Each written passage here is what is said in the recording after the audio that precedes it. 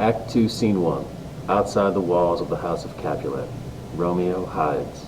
Enter Benvolio and Mercutio. Can I go forward when my heart is here?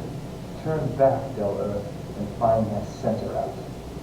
Romeo, my cousin Romeo, Romeo. He ran this way and left this orchard wall. Come, mine is his love, and best befits the dark. If love be blind, what cannot hit the mark?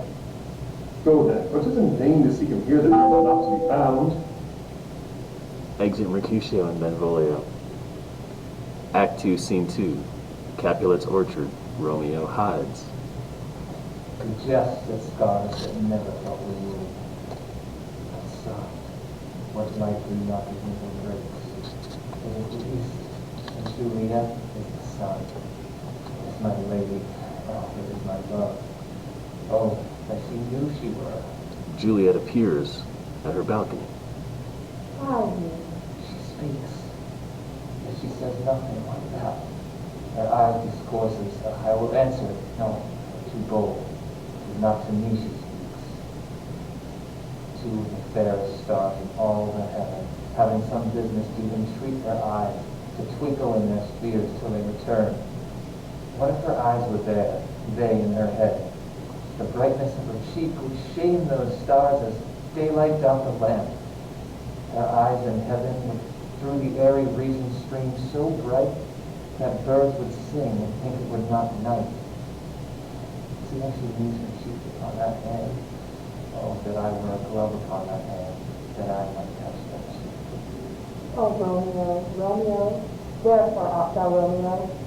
Deny thy father, and refuse thy name, or if thou wilt not, be but sworn my love, and I'll no longer be a Capulet. Now speak again, bright angel, for thou art as glorious to this night being on my head, as the winged messenger of heaven, unto the white upturned wandering eyes of mortals that fall back to gaze on him when he bestrides the lazy puffing clouds and sails upon the bosom of the air.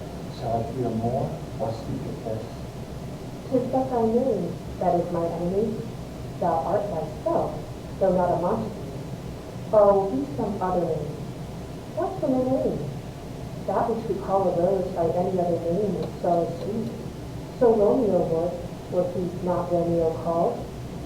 Romeo, doff thy name, and for that name, which is no part of thee, take all of myself. I take thee at thy word, call me but love, and henceforth I never will be Romeo. Art thou not a Montague? How camest thou hither? Tell me, and wherefore? With love like wings did I o'erperch these walls. Love lent me counsel, and I lent him eyes. I am no pilot yet.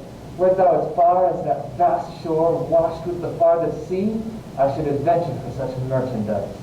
If any of my kinsmen find thee here, they will murder thee. A night's cloak to hide me from their eyes. And but thou love me, let them find me here. My life were better ended by their hate than death through in wanting with thy love. Dost thou love me? Oh, gentle Romeo, if thou dost love, pronounce it faithfully. Maybe by yonder blessed moon I vow. Oh, swear not by the moon, the inconstant moon, that monthly changes in her circle orb, lest that thy love prove love-thy variable. What shall I swear by? Do not swear at all. Although I joy in thee, I have no joy at this contract tonight. It is too rash, too unadvised, too sudden, too like lightning, which doth cease to be ere one can say it lightens. Sweet good night. This bud of love, by summer's ripening breath, may prove a beauteous flower when we next meet. Good night. Good night. As sweet repose and rest come to thy heart as that within my breast. Madame! Oh, blessed, blessed night. I am afeard being in night. All this is but a dream, too flattering sweet to be substantial. Anon, good nurse! Sweet words, good Romeo, and good night indeed. If that thy bent of love be honorable, thy purpose marriage, send me word tomorrow, and all my fortunes at thy foot I'll lay, and follow thee, my lord, throughout the world. Madam! By and by I come. Tomorrow will I send. Surprise my soul. 1,000 times good night. Love goes towards love as schoolboys from their books, but love from love towards school with heavy books. Good night, good night. Parting is such sweet sorrow that I shall say good night till it be morrow. Sleep dwell upon thine eyes, peace in thy breast. Ah, would I were sleep in peace, so sweet to rest.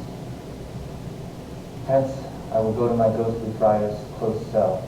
His help to crave it, and might be the half to tell. Act 2, Scene 3. Friar Lawrence's cell. Enter Romeo. Oh, mickle is the powerful grace that lies in plants, herbs, stones, and their true qualities. For not so vile that on the earth doth live, but to the earth some special good doth give. Nor aught so good, but strained from that fair use, revolts from true birth, stumbling on abuse. Virtue itself turns vice, being misapplied, and vice sometimes by action dignified. Within the infant rind of this weak flower, poison hath residence, and medicine power. For this being smelt, with that part cheers each part. Being tasted, stays all senses with the heart. Good morrow, Father. Benedicite! Our Romeo hath not been in bed tonight. God pardon sin. Was thou no Salami? Rosaline, my ghostly father, no. I forgot that name, and that name's woe. That's good, my son. But be plain, where hast thou been? And plainly know my heart's dear love is set on the fair daughter of rich Capulet. We met, we wooed, we made exchange of vows. I'll tell thee as we pass, but this I pray, that thou consent to marry us today. Holy St. Francis, what a change is here. Pray thee, chide me not. Come, in one respect I'll thy assistant be. But this alliance may so happy prove to turn your household's rancor to pure love. Exit both. Act 2, Scene 4. The street.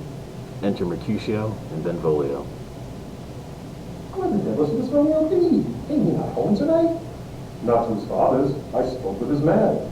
Tybalt, the kinsman of old Capulet, hath sent a letter to his father's house. A challenge on my life. Romeo will answer it. Enter Romeo. The two turn their backs on him. Good morrow to you both. What counterfeit did I give you? The slip, sir, the slip. Pardon, good Mercutio, my business was great. Why, is this not better now than groaning for love? Enter Nurse.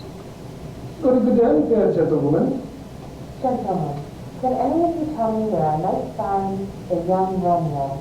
I can tell you I am the youngest of that name.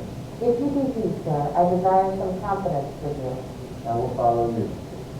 Farewell, ancient lady. Exit Mercutio and Benvolio. First, let me tell you, if you should leave her in a fool's paradise, as they say, it were a very gross kind of behavior. Truly, it would be an ill thing. I protest unto thee. Bid her to come to Shrift this afternoon, and there she shall, at Friar Lawrence's cell, be shried and married. She will be there. Exit both. Act 2, Scene 5. Capulet's house. Juliet awaits her nurse. Enter Nurse. Oh, honey nurse, what news? I am weary. Give me leave a while.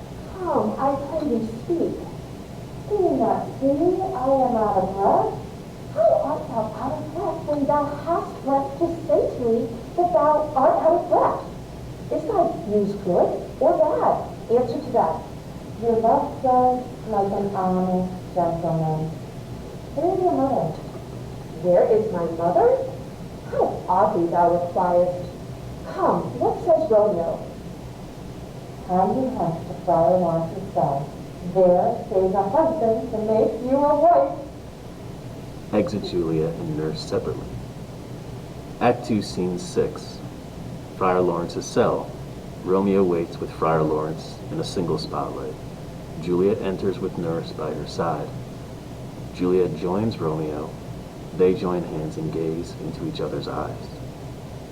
These violent delights have violent ends, and in their triumph die like fire and powder, which, as they kiss, consume. The sweetest honey is loathsome in his own deliciousness, and in the taste confounds the appetite. Therefore, love ye moderately. Long love doth so. Too swift arrives as tardy is too slow. So smile the heavens upon this holy act, that after hours with sorrow chide us not. Come with me, and we will make short work, for by your leaves you shall not stay alone, till Holy Church incorporate two in one. They kiss. Exit all.